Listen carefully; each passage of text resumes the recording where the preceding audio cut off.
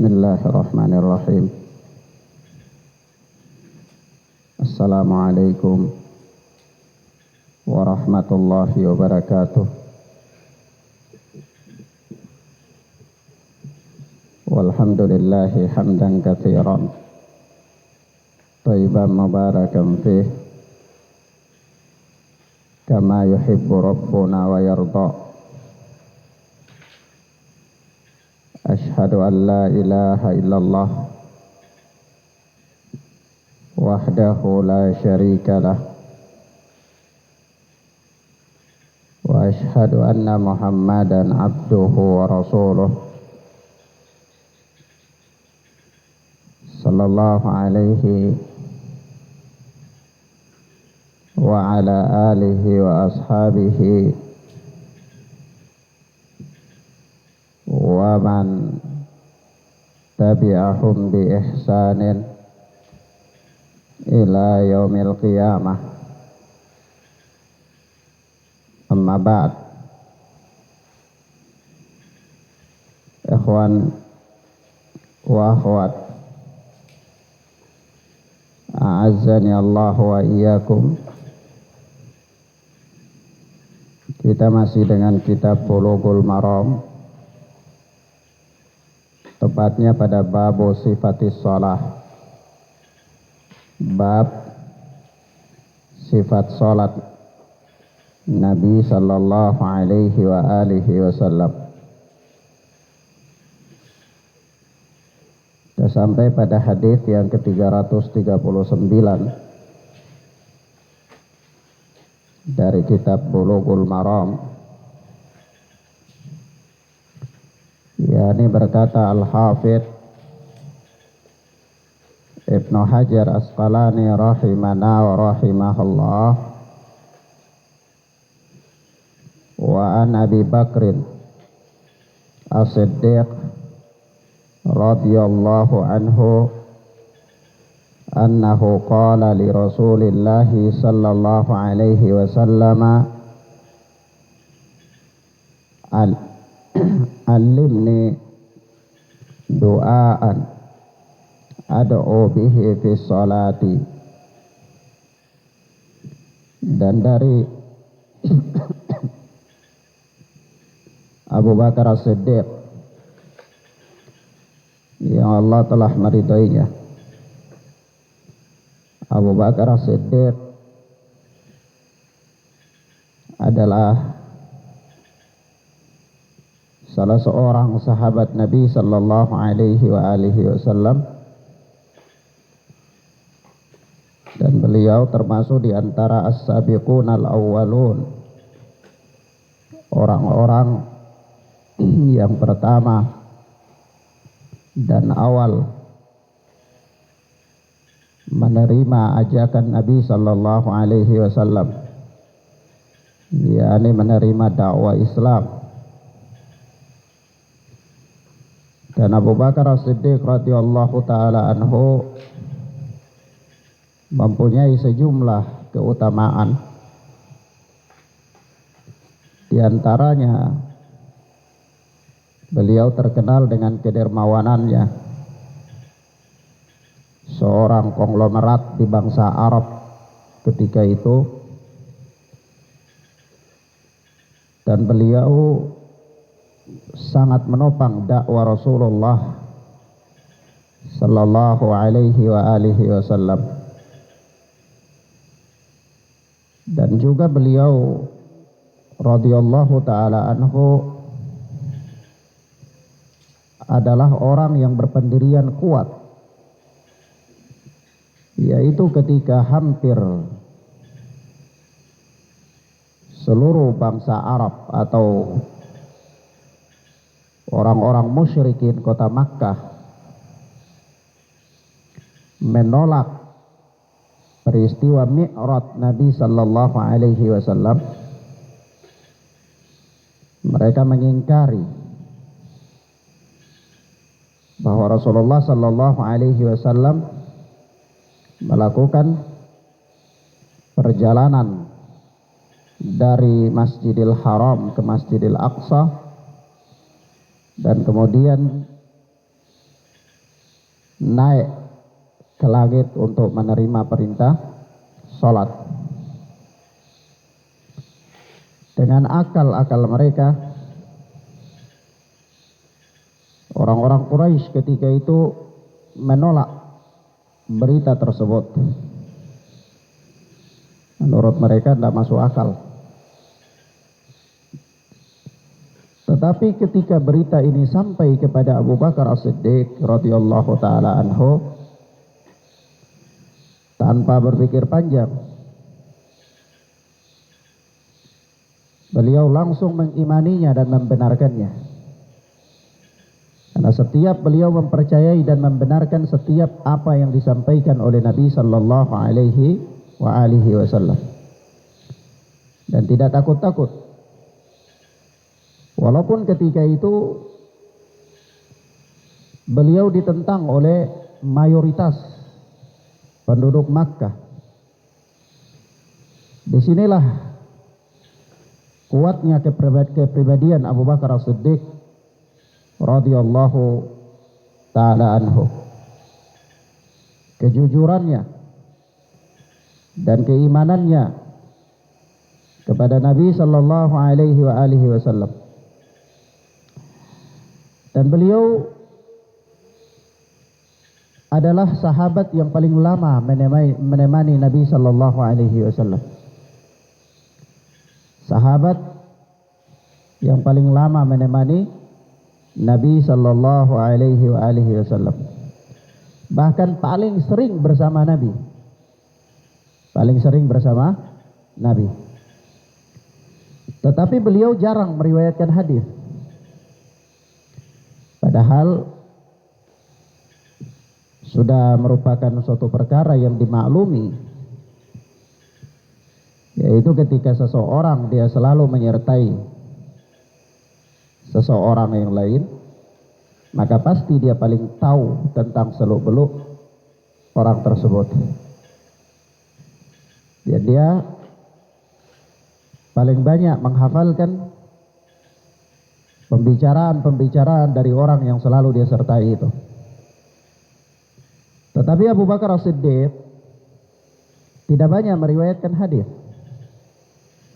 Bahkan Abu Hurairah radhiyallahu taala anhu yang 4 tahun menemani Nabi sallallahu alaihi wasallam menduduki posisi paling teratas dalam meriwayatkan hadis Nabi sallallahu alaihi wasallam. Paling terbanyak meriwayatkan hadis Nabi sallallahu alaihi wasallam. Padahal diketahui bahwa seorang semakin banyak dia meriwayatkan hadis Nabi atau semakin banyak dia mengetahui hadis Nabi sallallahu alaihi wasallam, maka semakin banyak pula keilmuannya. Maka ada pertanyaan, siapa yang lebih alim antara Abu Bakar As-Siddiq dan Abu Hurairah radhiyallahu taala anhuma? Kalau kita lihat pada biografi, Abu Hurairah paling banyak meriwayatkan hadis.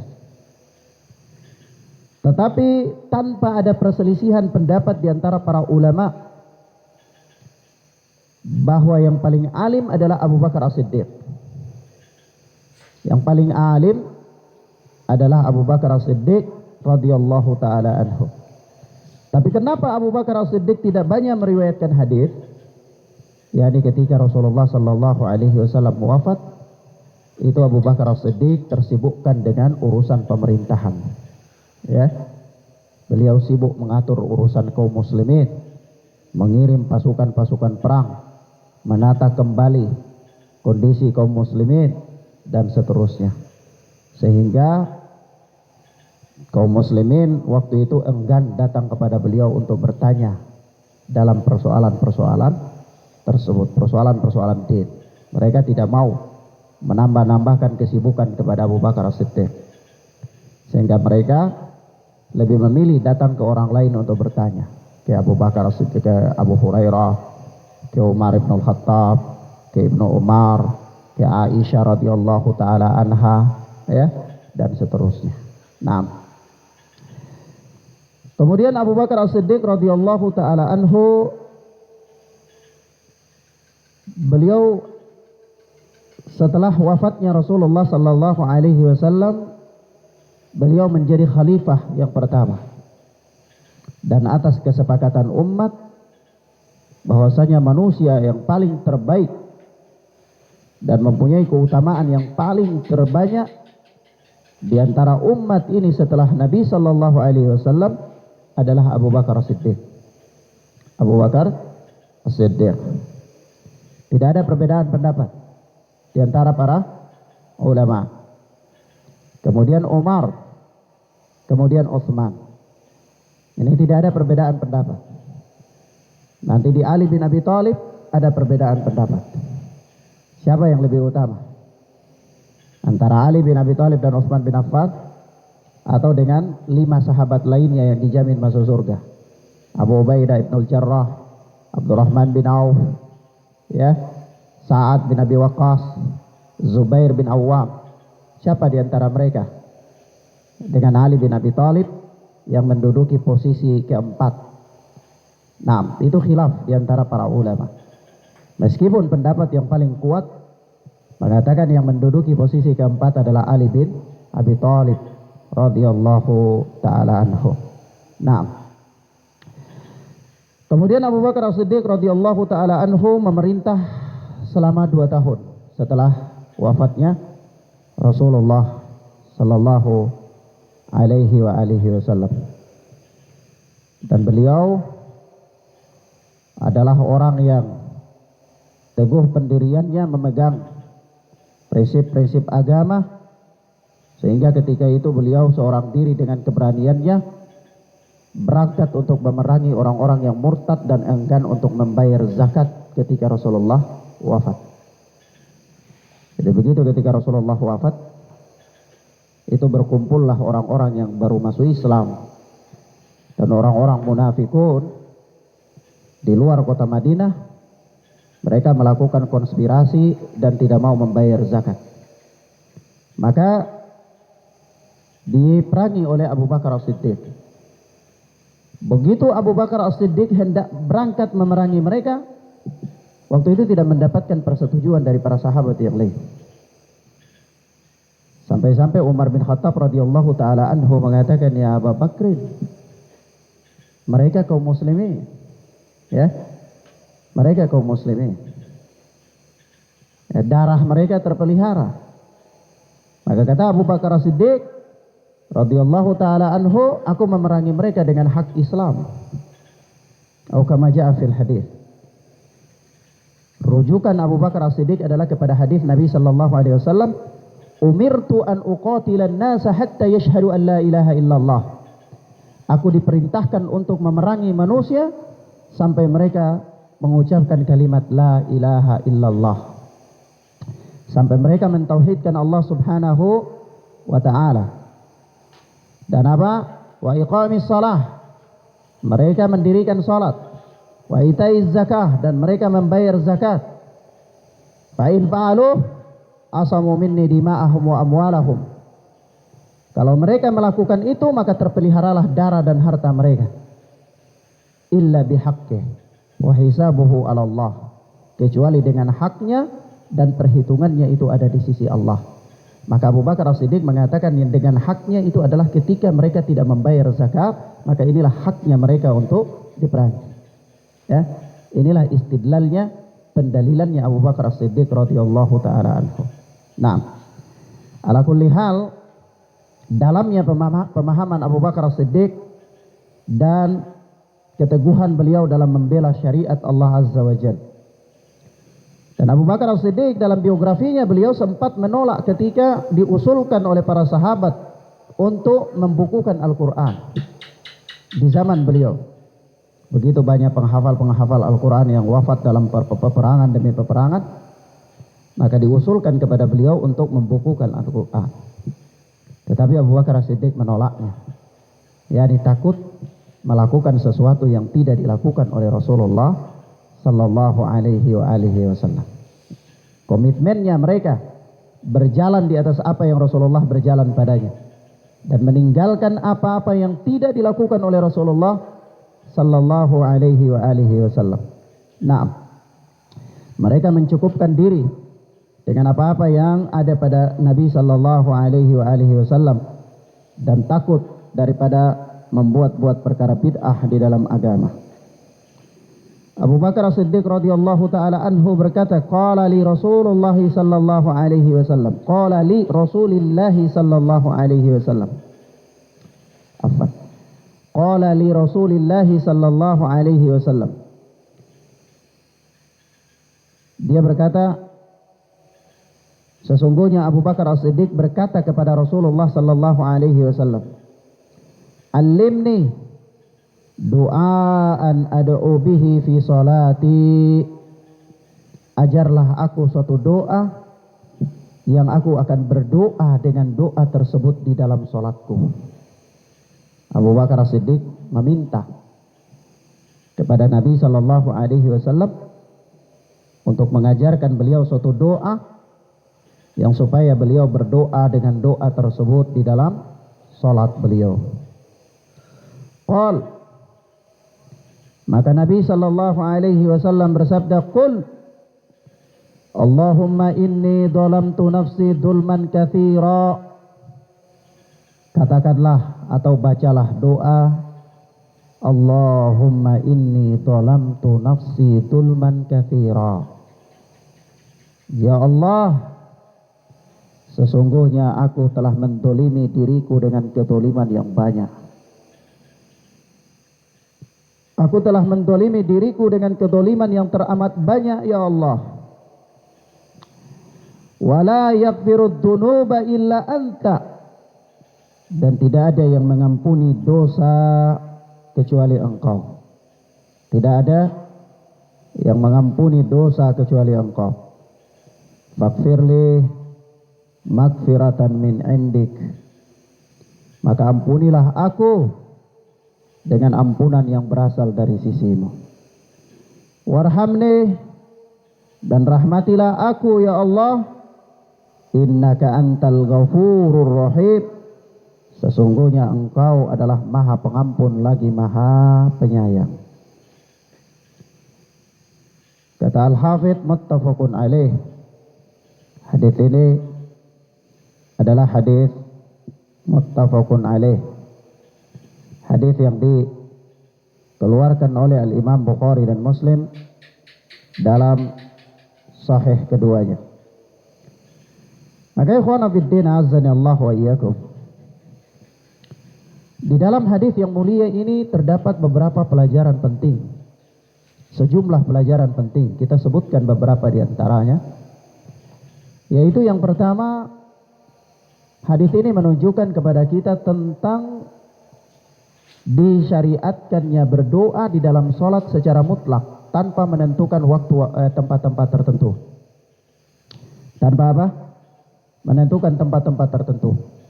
Jadi boleh berdoa ketika ruku, boleh berdoa ketika sujud, atau boleh berdoa ketika berdiri sedang membaca apa? Surat-surat ya. Setelah membaca surat Al-Fatihah, kemudian membaca surat-surat, boleh secara mutlak. Boleh berdoa, disyariatkan berdoa di dalam sholat secara mutlak tanpa menentukan tempat-tempat khusus. Ya, kecuali doa-doa yang dikhususkan pada tempat-tempat tertentu oleh Nabi sallallahu alaihi wasallam. Nah, sebagaimana kita lihat bahwa di dalam ruku Nabi sallallahu alaihi wasallam membaca dzikir Subhanaka Allahumma Rabbana wa bihamdi Allahumma ighfirli. Subhanaka Allahumma Rabbana wa bihamdi Allahumma ighfirli. Wa bihamdika Allahumma ighfirli. Subhanaka Allahumma Rabbana, maha suci Engkau ya Rabb kami. Wa bihamdika, dan segala puji bagi Engkau, Allahumma ighfirli, maka ampunilah aku. Rasulullah sallallahu alaihi wasallam dalam ruku membaca zikir ini terus menerus sejak dari turunnya firman Allah Subhanahu wa taala,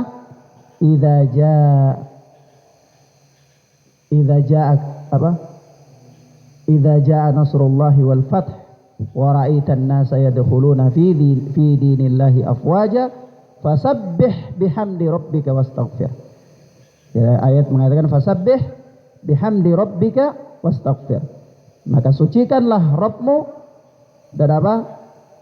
bihamdika wastaghfir, dengan memujinya dan mohonlah ampunan kepadanya. Maka Rasulullah mengaplikasikan perintah dalam ayat ini dengan membaca zikir tersebut pada ruku dan sujud. Maka Imam Bukhari rahimahullah dengan hadis tersebut berdalil bahwa bolehnya berdoa di ruku dan di sujud, bukan di sujud saja. Ya. Nah, yang berikut, kenapa kita katakan bolehnya berdoa dalam salat secara mutlak? Karena ada hadis lain, yaitu hadis-hadis tentang sifat bacaan Rasulullah sallallahu alaihi wasallam di dalam salat. Itu di sana disebutkan bahwa idza marra bi ayatir rahmah sa'ala wa idza marra bi ayatil adab ista'ada, atau kama jaa fil hadis. Nabi sallallahu alaihi wasallam apabila baca Al-Qur'an itu kalau lewat di ayat-ayat yang berbicara tentang rahmat, beliau berhenti lalu beliau memohonkan rahmat kepada Allah Subhanahu wa taala. Apabila beliau lewat di ayat-ayat yang berbicara tentang adab, beliau berhenti lalu beliau mohon perlindungan kepada Allah dari adab Allah Subhanahu wa taala. Ini juga dalam posisi berdiri, ya. Dalam posisi berdiri. Dan begitu juga ketika sujud, maklum bahwa dalam sujud adalah saat di mana seseorang paling dekat dengan Allah Azza wa Jalla dan dianjurkan untuk berdoa, ya. Disyariatkan untuk berdoa padanya. Maka kita katakan faedah yang pertama dari hadis yang mulia ini, disyariatkan untuk berdoa di dalam salat secara mutlak tanpa menentukan tempat-tempat khusus. Tanpa menentukan tempat-tempat khusus. Nah, kemudian yang kedua di dalam hadis yang mulia ini terdapat pelajaran tentang keutamaan dan kealiman Abu Bakar As-Siddiq radhiyallahu ta'ala anhu. Nah, kealimannya, keutamaannya dan kealimannya, yaitu di mana Abu Bakar As-Siddiq paham bahwa manusia dalam kehidupannya kerap kali dia lalai kepada Allah Subhanahu wa taala. Manusia tidak sanggup untuk mengumpulkan pada dirinya seluruh perintah ketaatan. Seluruh ketaatan dia tidak sanggup. Kecuali Nabi sallallahu alaihi wasallam, ya. Selain Nabi, tidak ada satu orang manusia pun yang sanggup mengumpulkan seluruh ketetapan-ketetapan syariat dalam kehidupannya. Ada kelalaian-kelalaian dia, ada kelemahan-kelemahan dia. Ada sisi-sisi tertentu di mana dia tidak sanggup beribadah kepada Allah Subhanahu wa taala dengan perintah-perintah tersebut. Ataupun ada pada kondisi tertentu seseorang khilaf dalam berijtihad, keliru dalam berijtihad dan seterusnya. Kenapa? Karena Abu Bakar As-Siddiq sadar benar bahwa manusia kullu bani Adam khata'. Seluruh anak Adam itu terjatuh dalam dosa, dalam kekhilafan. Maka dia meminta kepada Allah, berdoa. Dia minta kepada Rasulullah untuk tunjukkan dia satu doa yang bisa menutupi kekurangan-kekurangannya, kesadaran diri penuh akan kekurangannya dan kelalaiannya. Pengakuan dia di hadapan Allah atas keterbatasannya, atas kedhaifannya di hadapan Allah Subhanahu wa ta'ala. Maka dia katakan, alimni du'aan ad'u bihi fi salati. Ajarkan saya suatu doa yang aku akan berdoa dengan doa tersebut di dalam salatku. Ini juga menunjukkan pahamnya, dalamnya ilmu Abu Bakar. Kenapa? Karena dia paham bahwa salat itu adalah saat-saat di mana seseorang ketika dia berdoa, maka doanya dikabulkan oleh Allah Subhanahu wa ta'ala. Ya. Maka dia minta, ajarkan dia doa yang dia berdoa dengan doa itu di dalam sholatnya. Ya. Nah, kemudian yang berikut, faedah yang berikut dari hadis yang mulia ini, ya, ini dianjurkan untuk menuntut ilmu dan mendatangi para ulama. Ini bertanya kepada para ulama. Di mana Abu Bakar As-Siddiq radhiyallahu taala anhu dengan segala keutamaannya, dengan dalamnya ilmunya, dia bertanya dan meminta nasihat kepada Nabi sallallahu alaihi wasallam.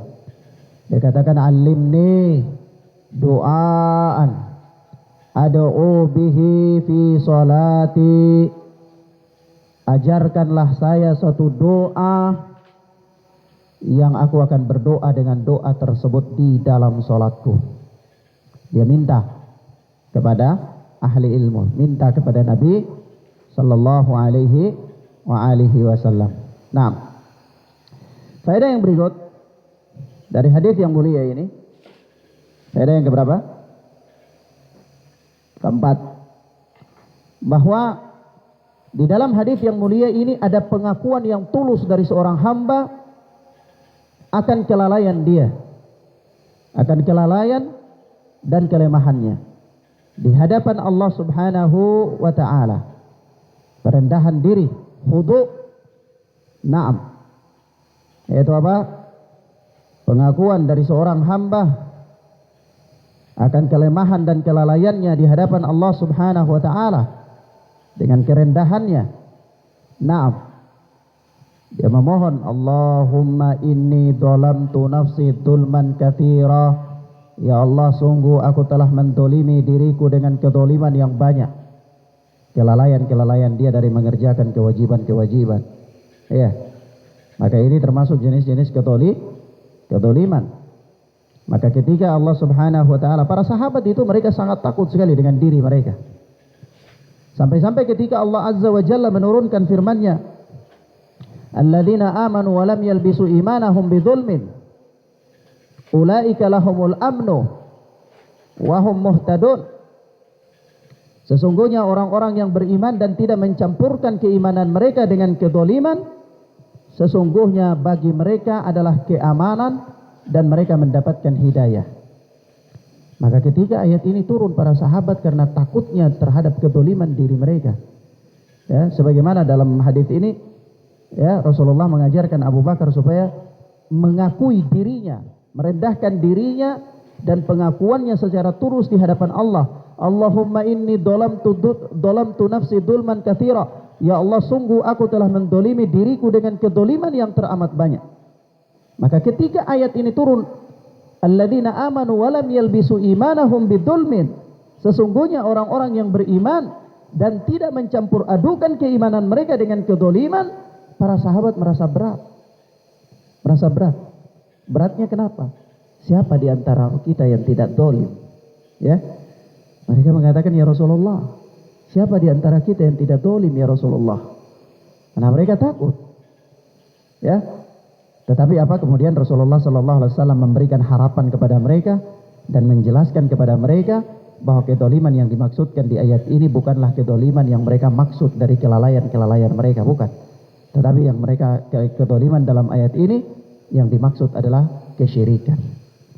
Lalu Rasulullah membaca firman Allah Subhanahu wa taala, tidakkah kalian mengetahui Luqman Al-Hakim memberikan nasihat kepada anaknya, ya bunayya inna syirka la dzulmun adzim. Wahai anakku, sesungguhnya kedzaliman, kesyirikan itu adalah kedzaliman yang teramat besar. Maka Rasulullah mengatakan, maksud dari ayat ini kedzaliman di sini adalah kesyirikan. Sehingga pengertiannya, orang-orang yang beriman dan tidak mencampur adukan keimanan mereka dengan kesyirikan, maka mereka pantas dan layak atas mereka mendapatkan keamanan dan hidayah. Iya. Nah, jadi bukan kedzaliman-kedzaliman yang dimaksudkan dalam hadis Abu Bakar As-Siddiq ini, bukan. Tetapi maksudnya adalah kesyirikan. Tetapi hubungannya dengan hadis ini, kita ingin katakan bahwa itulah khasyahnya para sahabat. Takutnya para sahabat ridwanullahi alaihim ajmain terhadap diri mereka dari kelalaian dan keterbatasan mereka dalam melaksanakan kewajiban-kewajiban. Ya. Nah, sampai mereka begitu takut. Kemudian ya ikhwana fiddin azani Allah wa iyyakum. Nah, di sini Rasulullah mengatakan, Allahumma inni dhalamtu nafsi dzulman katsira. La yaghfiru dzunuba illa anta. Dan tidak ada yang mengampuni dosa kecuali Engkau. Tidak ada yang mengampuni dosa kecuali Engkau, kecuali Allah Subhanahu wa ta'ala. Karena memang Allah Azza wa Jalla adalah Al-Ghaffar. Allah Azza wa Jalla adalah Al-Ghaffar. Naam. Di mana disebutkan, ya, disebutkan dalam hadis yang keluarkan oleh Al-Imam At-Tirmidzi rahimahullah dalam sunannya, bahwa Rasulullah sallallahu alaihi wasallam bersabda, "Innal abda idza akhta'a," sesungguhnya seorang hamba apabila dia melakukan suatu kesalahan, khati'atan, idza akhta'a khati'atan nukitat fi qalbihi nuktatun sauda. Sesungguhnya seorang hamba apabila dia melakukan suatu kesalahan, maka dicatat, dititikkan di hatinya nuktatun sauda, satu titik hitam, satu noda hitam. Ya, apabila seorang hamba dia melakukan suatu kesalahan, maka dititikkan di dalam hatinya suatu noda yang hitam. Fa idza huwa naza'a wastaghfara wa taba suqila qalbuhu. Apabila dia meninggalkan kesalahan tersebut, wastaghfara, dan dia meminta ampun kepada Allah, wataba, lalu dia bertaubat kepada Allah, suqila qalbuh, maka hatinya kemudian jadi bersih ulang. Hatinya jadi apa? Bersih ulang. Jadi begitu dia lakukan suatu kesalahan, suatu kemaksiatan, dititikkan di dalam hatinya satu titik yang hitam, pekat. Tapi kalau dia tinggalkan, dia beristighfar kepada Allah, dia bertobat, maka titik hitam itu hilang. Titik hitam itu apa? Hilang. Nah di sini makanya ketika Rasulullah sallallahu alaihi wasallam mengajarkan Abu Bakar doa yang luar biasa agung, maknanya luas sekali. Doa ini kalau disyarah itu panjang sekali. Ada ya beberapa para a'immah seperti Syekh Ibnu Utsaimin ya dan lainnya itu mensyarah ya, doa-doa ini panjang sekali penjelasannya. Ada satu doa itu berlembar-lembar syarahnya. Tetapi di sini kita ringkaskan bahwa kita katakan bahwa ketika Rasulullah sallallahu alaihi wasallam mengajarkan Abu Bakar As-Siddiq, Allahumma inni dhalamtu nafsi dzulman katsira la yaghfiru dzunuba illa anta. Ya Allah, sesungguhnya aku telah mendolimi diriku dengan kedoliman yang teramat banyak, dan la yaghfiru dzunuba illa anta. Tidak ada yang mengampuni dosa kecuali Engkau. Karena Allah Azza wa Jalla adalah Al-Ghaffar. Yang punya hak untuk mengampuni dosa itu hanya Allah subhanahu wa ta'ala. Yang menggugurkan dosa-dosa seseorang itu hanya Allah. Maka manusia, ini kita dikatakan nahnul fuqara, kita ini butuh kepada Allah, kita miskin, kita fakir kepada apa? Ampunan Allah Azza wa Jalla. Maka setiap hamba ketika dia selalu kembali kepada Allah dari ketergelincirannya, maka sukila qalbuh, hatinya yang tadinya diberikan titik hitam kembali menjadi bersih. Tapi apa kata Rasulullah? Wa in ada zida fiha hatta ta'lu qalbahu wa huwa arran. Tapi kalau dia kembali lagi melakukan kemaksiatan tersebut, kalau dia kembali lagi untuk melakukan kemaksiatan, maka ditambahkan pada hatinya satu titik hitam lagi, satu titik hitam. Dan kalau dia lakukan begitu terus, maka titik hitam itu bertambah dan bertambah hatta ta'lu qalbahu, sampai dia memenuhi hatinya, wa huwa arran, dan itulah yang dinamakan dengan arran. Arran itu apa? Kata Nabi, alladzi dzakarallah, yaitu yang Allah sebutkan di dalam firman-Nya surat Al-Mutaffifin ayat yang ke-14, yaitu apa? Kalla bal rana ala qulubihim ma kanu yaksibun. Ya, yaitu apa? Sekali-kali tidak. Kalla bal rana, bahkan arran, setitik hitam, setitik hitam, setitik hitam yang ada pada hati-hati mereka, sampai hati mereka menjadi gelap, hitam, pekat. Ya, ma kanu yaksibun, karena apa-apa yang mereka lakukan. Jadi suatu dosa demi dosa demi dosa demi dosa yang mereka lakukan, maka titik hitam itu bertambah sampai dia memenuhi seluruh hati mereka, sehingga hati itu dia mati, dia tidak bisa membedakan lagi mana yang hak dan mana yang batil. Ya, itulah yang dinamakan dengan apa? Arran. Jadi kemaksiatan itu menutup hati, mengunci mati hati. Ya, kalau seseorang dia terus menerus berada dalam keadaan demikian, maka hatinya itu akan gelap, hitam, pekat, sampai dia tidak lagi bisa membedakan mana yang hak dan mana yang batil. Nah, inilah bahayanya dosa. Inilah bahaya dosa. Nah, sebab itu Syekhul Islam Ahmad bin Abdul Halim Ibn Taimiyah rahimana wa rahimahullah, beliau berkata di dalam Majmu' Fatawa, faman taba asbaha abahu Adam wa man asarra wahtajja bil qadri asbaha iblis. Barang siapa yang dia kembali bertaubat dari kemaksiatan, dia terjatuh dalam dosa, sebagaimana sifat dasarnya manusia itu berdosa dan berdosa dan berdosa, maka ketika dia berdosa maka dia kembali bertaubat kepada Allah Azza wa Jal, asbaha abahu Adam, maka dia serupa dengan bapaknya Adam. Ini dia sama dengan bapaknya Adam alaihi salatu wassalam, yaitu Nabi Allah Adam alaihi salatu wassalam ketika melakukan kekhilafan, maka kemudian dia bertobat kepada Allah Azza wa Jal, fataba alaih, maka Allah pun menerima taubatnya Nabi Allah Adam alaihi salatu wassalam, dan bahkan dinaikkan derajatnya menjadi seorang nabi. Ya, menjadi seorang nabi.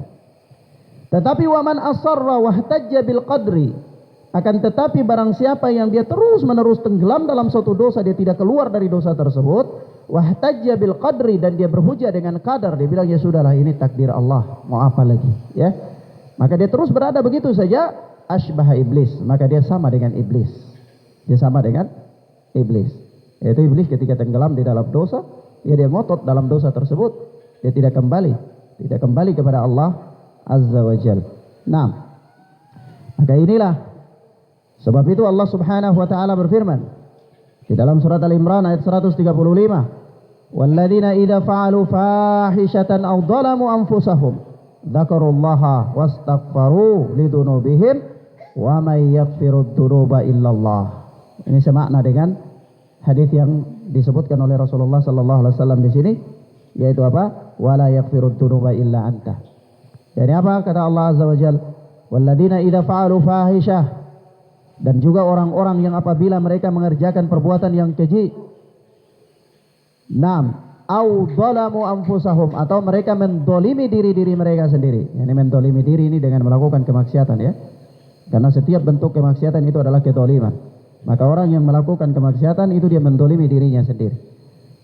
Maka Allah Azza wa Jalla mengatakan au dhalamu anfusahum, atau mereka mendolimi diri-diri mereka sendiri, dzakarullaha, kemudian dia segera ingat kepada Allah Azza wa Jalla, wastaghfaru lidunubihim, lalu dia memohon ampun kepada Allah atas dosa-dosa mereka, wa may yaghfirud dzunuba illallah, dan tidak ada yang mengampuni dosa selain Allah Azza wa Jalla. Tidak ada yang mengampuni dosa selain daripada Allah Azza wa Jalla. Dan ketahuilah ayuhal ikhwan azzani Allah wa iyyakum, taubat dari suatu dosa, taubat itu adalah merupakan jalan kebahagiaan dan keberuntungan. Merupakan jalan kebahagiaan dan keberuntungan, di mana Allah Azza wa Jalla mengatakan tubu ilallahi jami'an ayyuhal mu'minun la'allakum tuflihun. Ya, bertobatlah kepada Allah seluruhnya, wahai orang-orang mukmin, la'allakum tuflihun, agar kalian beruntung. Agar kalian apa? Beruntung. Inilah keuntungan yang hakiki. Keuntungan yang hakiki. Kemudian faghfirli maghfiratan indik, maka ampunilah aku dengan ampunan yang berasal dari sisimu ya Allah. Ampunilah aku dengan ampunan yang berasal dari sisimu. Jadi memohon ampunan kepada Allah Azza wa Jalla itu dengan taubat, dengan istighfar. Dengan taubat dan dengan istighfar, lalu diperkuat dengan melakukan amal-amal saleh. Diperkuat dengan melakukan amal-amal saleh. Sebagaimana Allah Azza wa Jalla memberikan keutamaan yang banyak sekali kepada orang-orang yang tenggelam dalam kemaksiatan lalu mereka bertaubat. Tenggelam dalam kemaksiatan lalu mereka bertaubat. Sebagaimana Allah sebutkan dalam surat Al-Furqan ayat yang ke-70. Allah Azza wa Jalla katakan, illa man taba wa amana wa amila amalan salihah faulaika yubaddilullahu sayyiatihim hasanat wa kana Allahu ghafurar rahima. Illa man taba, kecuali orang-orang yang bertaubat wa amana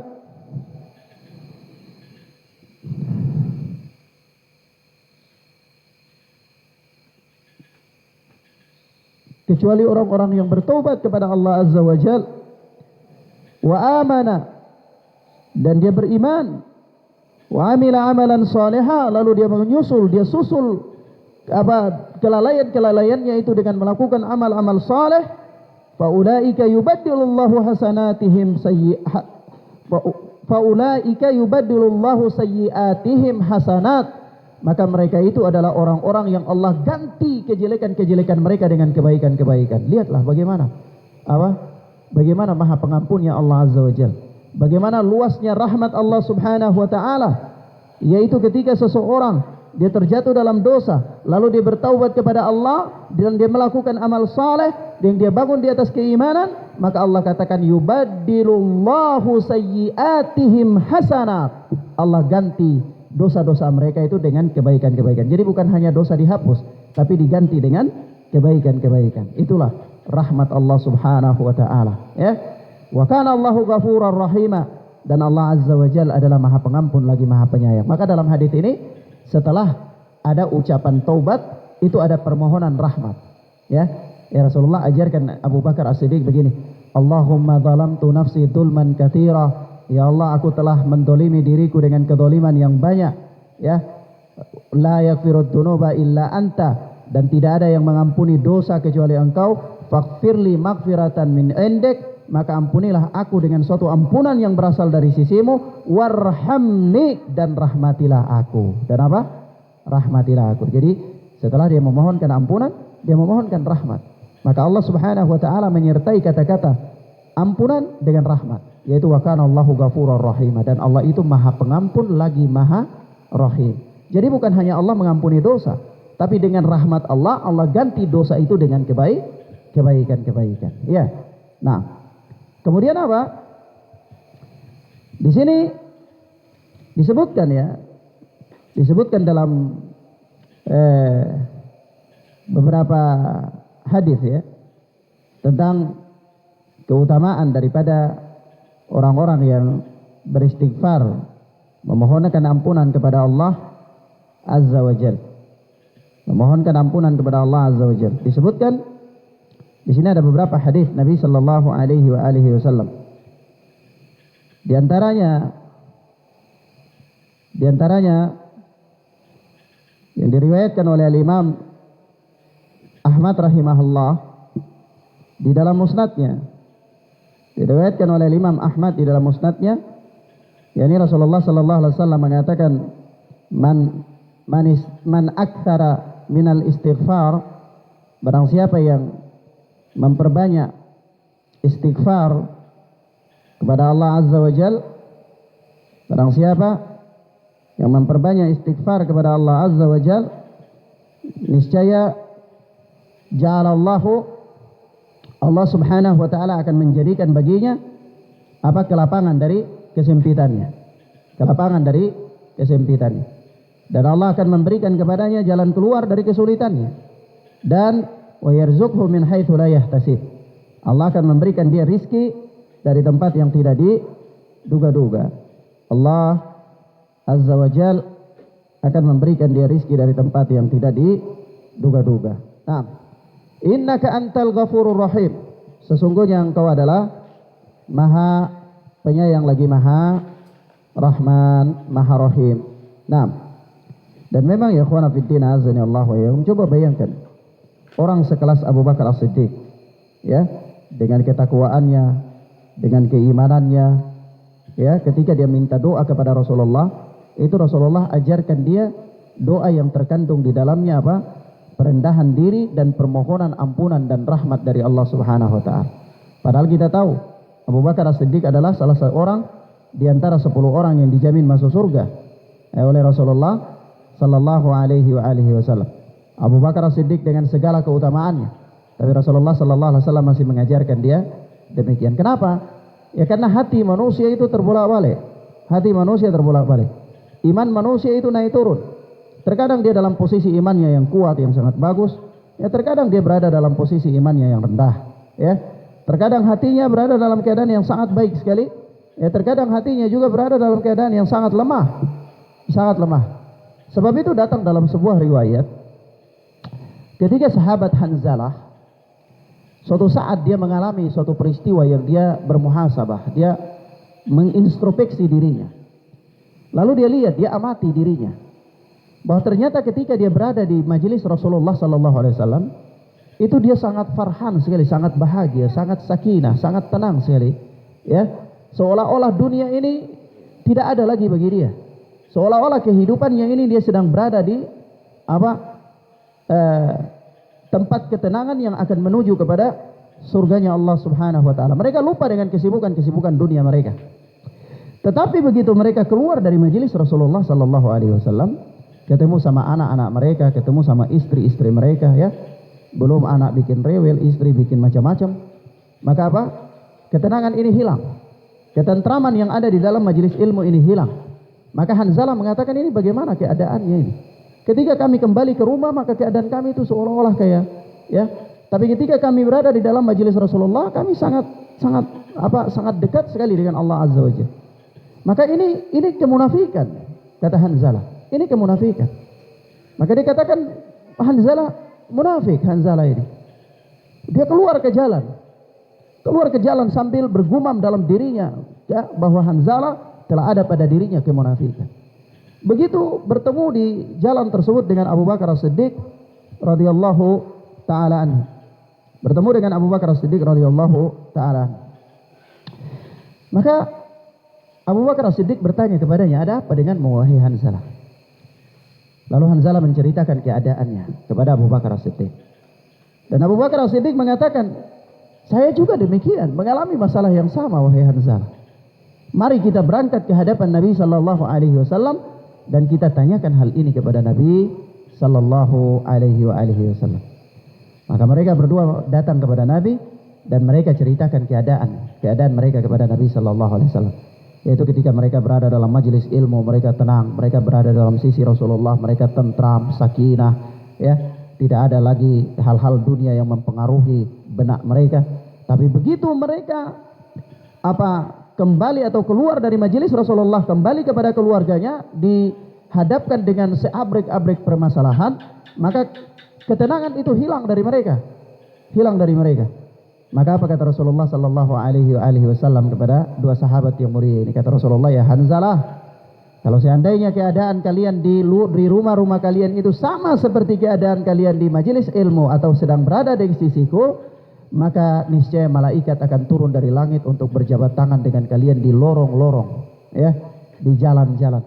Akan tetapi as-sa'ah ya Hanzalah, yakni sesaat. Artinya orang itu ada saatnya dia imannya naik, ada saatnya imannya turun, ada saatnya dia bersemangat, ada saatnya dia juga lemah, ada saatnya dia rasa futur sekali, ada saatnya dia tuh menggebu-gebu.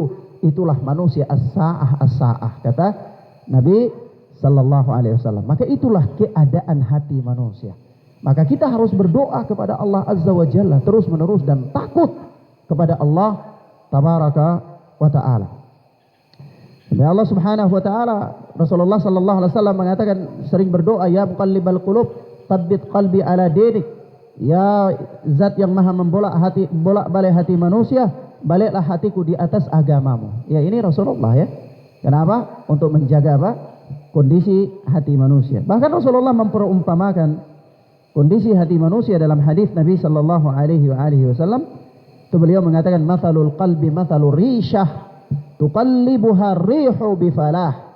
Perumpamaan hati manusia itu seperti rishah, sehelai bulu burung yang terdapat di padang Sahara yang luas, padang pasir.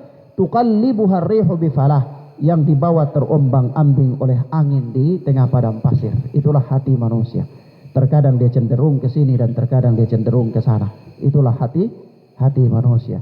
Maka seseorang dia harus berdoa kepada Allah, berdoa, memintakan keistiqomahan dan keteguhan hati. Kenapa ya kawan? Berapa banyak orang yang tergelincir di perjalanan? Berapa banyak orang yang terjatuh dari tangga yang sedang dia titi? Berapa banyak orang yang terhempas dari jalan yang dia sedang lalui? Maka dari itu, ya, disebutkan di situ, zalla manzal wasaqata man saqat. Tergelincirlah orang yang tergelincir dan terjatuhlah orang yang terjatuh. Maka kita sangat mengharapkan ampunan Allah Azza wa Jal, dan kita sangat mengharapkan rahmat Allah Tabaraka wa Ta'ala. Naam. Demikian ikhwan fiddin azani Allah wa iyyakum. Ini beberapa hal yang bisa kita sampaikan pada kesempatan yang mubarakah ini. Faedah yang terakhir dari hadis ini adalah dianjurkan untuk berdoa dengan doa ini di dalam salat. Dianjurkan untuk berdoa dengan doa ini di dalam salat, yaitu apa? Allahumma zalamtu nafsi dzulman katsira la yaghfiru dzunuba illa anta faghfirli maghfiratan min indik warhamni innaka antal ghafurur rahim. Lalu korelasinya dengan bab, ya, kita berikan catatan korelasi hadis ini dengan judul bab, yaitu sifat salat Nabi. Kenapa? Al-Hafidz Ibnu Hajar Asqalani menyebutkan hadis ini di bab ini. Ya, kemudian setelahnya beliau menyebutkan hadis-hadis tentang salam, ya, doa-doa setelah salam dan seterusnya. Maka di sini ada isyarat bahwa sangat dianjurkan doa ini dibaca ketika selesai daripada tasyahud akhir, ya, sangat dianjurkan dibaca ketika selesai daripada tasyahud akhir. Ketika seorang dia selesai tasyahud akhir, dia berlindung dari 4 azab, kemudian dia boleh memilih doa-doa yang dia boleh berdoa dengannya, maka pilihlah diantaranya doa ini, yaitu Allahumma zalamtu nafsi dzulman katsira la yaghfiru dzunuba illa anta. Nah, dan dianjurkan juga untuk dibaca doa ini di dalam sujud. Tidak terkhususkan, tidak khusus di sujud yang terakhir, ya. Sujud pertama boleh, sujud kedua boleh, sujud yang ketiga boleh, atau sujud yang terakhir juga boleh, ya. Nah, tanpa mengkhususkan.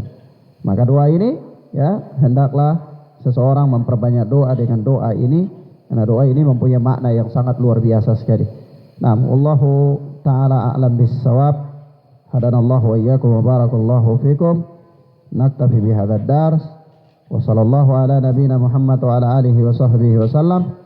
Allahumma yassir lana wa la tu'assir alaina. Allahumma yassir lana wa la tu'assir alaina. Allahumma inna nas'aluka rizqan thayyiban wa ilman nafi'ah wa amalan mutaqabbalah. Subhanakallahumma bihamdika asyhadu an la ilaha illa anta astaghfiruka wa atubu ilaik. Wassalamu alaikum warahmatullahi wabarakatuh.